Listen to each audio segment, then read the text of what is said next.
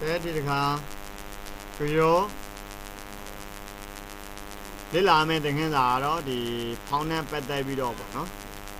phong này bắt tay video để làm mình đi cái mà nấu khăn bàn này cái giờ thì còn lấy được xả lấy thì mình nhớ mà trâu rồi nó right click thong mà video right click thong mà tôi mua thì nhiều nó right click thong ấy mà format background rồi được là format background mà video bài để thế nào là reset background này cái nó reset background của format background này rồi reset background này lại lưu xin bài để thế nào là cô thế nào để đẹp mà bài thế nào là trâu đó là không biết là bây giờ video ok này là close play lại nữa cái đó là mình nhớ là còn nó mình nhớ bị nó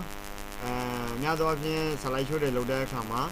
sao thiên thiên cha cha lên nhớ mà cô patient này sẽ với mà cô patient này message cô thì ta thiên cha mà nó đi slide đi còn slide show để lúc đấy mà nó cái đi này mà phong mà strike through rồi xem ra strike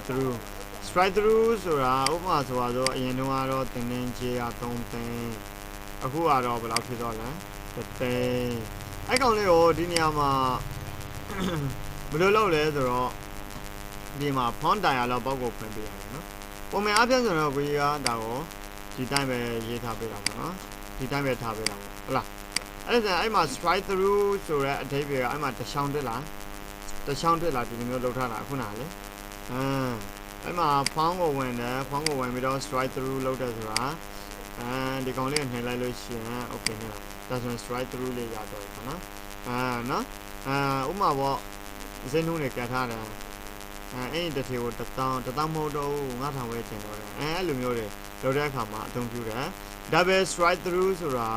နှစ်ချောင်းပေါ့နော်အတန်းကလေးနှစ်တန်း double strike through ဆိုတာဘယ်နှမှာသွားမလဲပြောဘယ်ကိုသွားမလဲပြော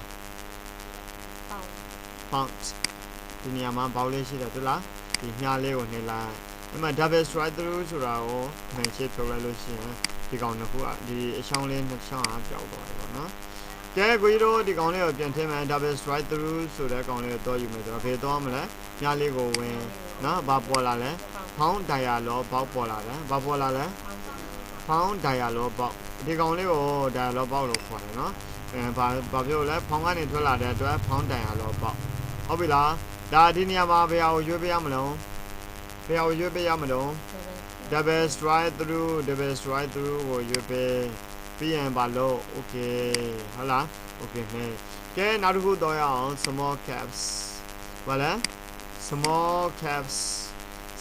ကိုတော့မယ် small caps ဆိုတာ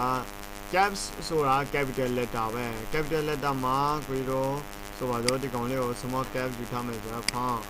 ကနေပြီးတော့အဲ့မှာဒီနေရာမှာဒါ okay ဖြစ်နေနော်ပြီးတော့ small cap ကိုတော့ small cap small cap ဆိုတာဒီလိုပဲမျိုးနော် small cap ပြီးရင်ပါရှိသေးလဲဆိုတော့ဒီနေရာမှာပါရှိလဲ all cap ဆိုတာရှိသေးတယ် all cap ဆိုလို့ရအောင် A L L O C A P C N C A P S နော် all caps all caps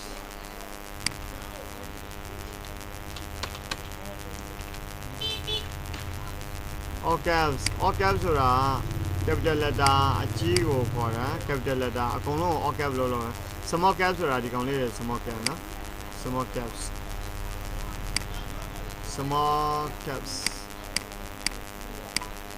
အဲ့ဒါ small cap အောက်မှာ all cap ကိုတော့မယ် all caps ဆိုတာဒီကောင်လေး all caps okay မြင်လိုက်နော်ကြည့်တာနော်ကြောင်ပါလိမ့် all caps တွေ့လား all caps small caps capital letter တော့ capital letter ပဲဒါမဲ့ small caps ဆိုတာ capital letter ပဲဒါမဲ့ပုံစံ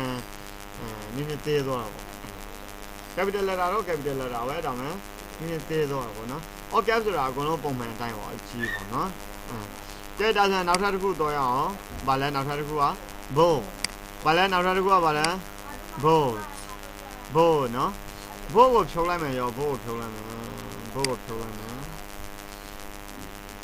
အဖိုးကတော့ဒီကပဲတော့မှာပြီနော်ဘိုးကဘိုးဟုတ်လား ဒီကောင်ကိုဘိုးဖြုတ်လိုက်မယ်ဆိုတော့ဒီမှာဘာဖြစ်သွားလဲမြင်သွားတယ်ဘာလေးဖြစ်သွားတယ်နော်ဘိုးဆိုတာဘာပြောလဲထူတာပေါ့နော်အယောင်အနက်ရောင်တင်တာပေါ့ထူလိုက်တာပေါ့စာလုံးကိုထူလိုက်တော့ချင်းကိုင်းတယ်နော်ရလားနောက်အိုက်တလေးဆိုတာအိုက်တလေးဆိုတဲ့အဓိပ္ပာယ်ကဒီလိုမျိုးတစ်စောင်းလေးကိုအိုက်တလေးလို့ခေါ်တယ်ဟုတ်လားဒီတစ်စောင်းလေးကိုဘာလို့ခေါ်လဲအိုက်တလေးလို့ခေါ်တယ်အိုက်တလေးမရှိလို့ရှိရင်လည်းဒီတိုင်းပုံမှန်အနေထားပေါ့နော်ဒီခါလေးကိုကြီးတော့အိုက်တလေးလိုချင်နေတယ်ဒီကောင်လေးနှိမ့်တယ်ဟုတ်လားကျန်နောက်တစ်ခုတော့ရအောင်နောက်တစ်ခု underline နောက်တစ်ခုတော့မယ်ဘာလဲ underline တားတယ်ဆိုတာဥမာရောဒီမှာဆို underline မရှိဘူးမလားဒီမှာဆို underline ရှိတယ်တွေ့လားဒီကောင်ကို underline တားမယ်ဒီမှာနော် underline တွေ့လား underline တားလိုက်ပြီနောက် superscript ကိုတော့အောင် superscript ဆိုတာဥမာဆိုပါစို့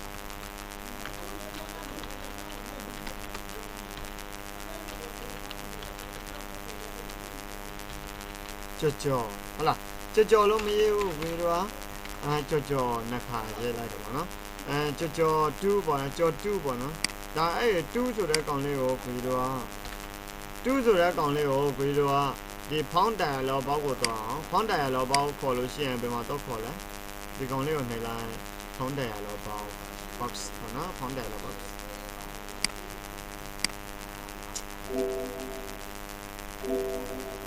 ကဲဒီနေရာမှာဖောင်းတယ်လောဘောက်တော့မယ်မနော်ဘာလဲနောက်တစ်ခုကဘာလဲ superscript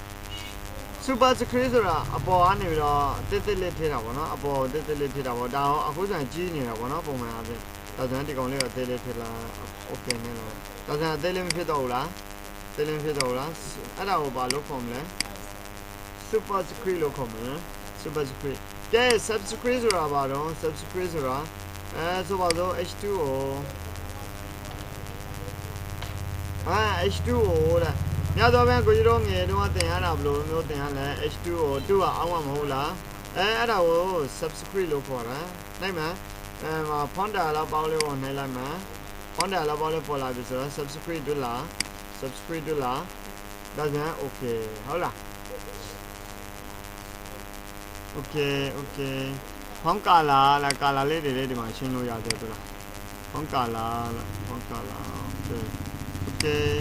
ဒါကြောင့်အသေးကာလာလေးနဲ့မဖြစ်တော့ဘူးလားညီမလေးကာလာလေးနဲ့မဖြစ်တော့ဘူးလားကဲဒီကောင်လေးကိုကြော်ဆိုတဲ့ကောင်မှာဒီအပေါ်မှာ superscript လေးရှင်းနေတယ်အဲ superscript လေးကိုကာလာလေးတစ်ခုထည့်ကြည့်အောင်ဖောင်းတယ်လောဘောက်ကိုတော့မယ်နော်ဖောင်းတယ်လောဘောက်လို့ခေါ်တယ်ဒီကောင်လေးကိုဖောင်းတယ်လောဘောက်ကိုတော့လို့ရှိရင်ကိုတို့ဖောင်းကာလာကိုအနီအောင်လေးပေးမယ်ပြီးတော့ okay နေမယ်ဒါကြောင့်အနီအောင်လေးဖြစ်တော့ဘူးလားအနီအောင်လေးဖြစ်တော့မယ်ဟုတ်ပြီလားဒါဆိုရင်ဖောင်းတယ်လောဘောက်ကိုတုံးတယ်မလားဒီ dialog ကဘယ်လိုရေးလဲ DIA LOUE dialog box ပေါ့ဖောင်းတယ်လောဘောက်ကိုယူတတ်ပြီလားဖောင်းတယ်လောဘောက်မှာပါတဲ့ကောင်လေးတွေကိုတုံးပြတတ်ပြီလားဟုတ်လားတုံးပြတတ်ပြီလားဒီဖောင်းတယ်လောဘောက်ကိုတုံးပြတတ်ပြီလားဟုတ်ပြီလား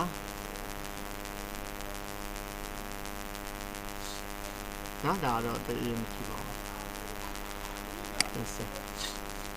ဖောင်းတယ်လောဘောက်ကိုတုံးတတ်ပြီလားလို့ဆိုရင်ကဲဒီသင်ခန်းစာတော့ဒီမှာရမယ်